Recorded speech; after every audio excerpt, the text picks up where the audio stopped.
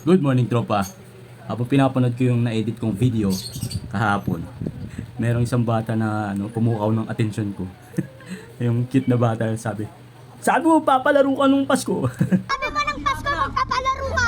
Talagang may hugot siya eh. Parang may galit sa akin eh. Sabi mo ng Pasko magpapalaro ka. Nangako siguro ako sa kanya kaso hindi ko natupad.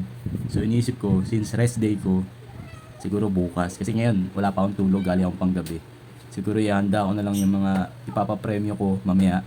Tapos mag-iisip ako ng palaro para sa mga batang dismo. So priority natin yung bata na parang may hinanakit sa akin. Sabi mo ng Pasko magpapalaro ka. So naalala ko yung bata na yun eh. Dati nagsabi na rin sa akin yung nakakotse ako. Sabi, I love you, Kuya Tonton. So sweet yung bata yun. Tsaka every time na dadaan ako dun sa harap ng bahay nila, eh never yun na ngumiti at kumaway sa akin. So pasensya na kasi talagang sobrang busy ni Kuya Tonton. Tapos may mga bagay tayo na pinapriority. Medyo napapabayaan ko na yung pag-vlog.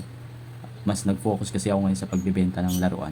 Pero anyway, gagawa natin ng paraan na bukas makapagpalaro tayo dyan sa barangay. Abangan nyo mga bata. Buti pa si Tonton. Peace. Bye. Sabi mo ng Pasko magpapalaro ka.